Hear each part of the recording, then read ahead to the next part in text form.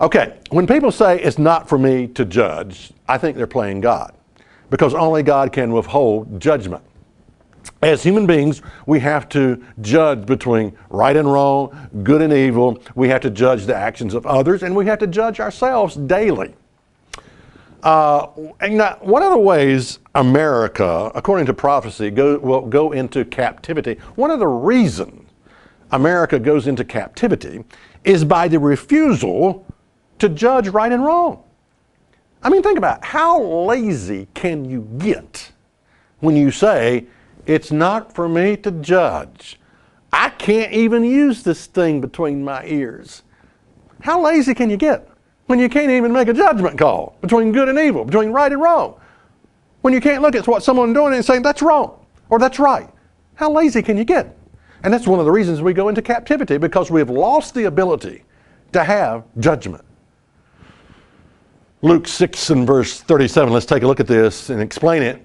Jesus said, judge not, and you shall not be judged. Condemn not, and you shall not be condemned. Forgive, and it shall be forgiven. Now, if that's all you knew about the Bible, if that was the one and only verse you knew that Jesus said, well then, yeah, you can run around like a buffoon and say, well, you know, Jesus told me not to judge, and it's not for me to judge. Yeah, you could be like a dumb, nitwitted blonde running around saying, it's not for me to judge. Yeah, you could do that if that's all you knew about the Bible. All right, let's continue on. In Luke 6 and verse 39, he continues this story about what he's talking about when it comes to the subject of judging. And he spake a parable unto them. Can the blind lead the blind? Shall they not both fall into the ditch? You know, you got two people walking along, and they see someone stealing something in a grocery store. And the one looks at the other and says, you know, it's not for me to judge, and maybe he's hungry, you know.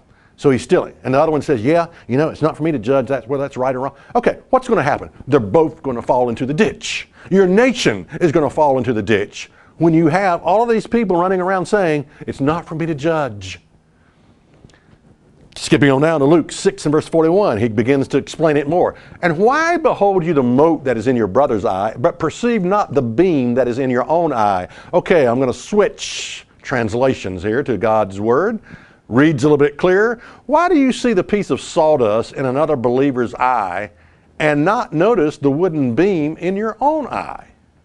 How can you say to another, friend, let me take the piece of sawdust out of your eye, when you don't see the beam in your own? You hypocrite. And that's the issue. When you're judging and you're doing the same thing, it makes you a hypocrite. Let's continue on. Jesus' instruction here. First remove the beam from your own eye, then you will see clearly to remove the piece of sawdust from another believer's eye. Now notice this, he's not saying never judge.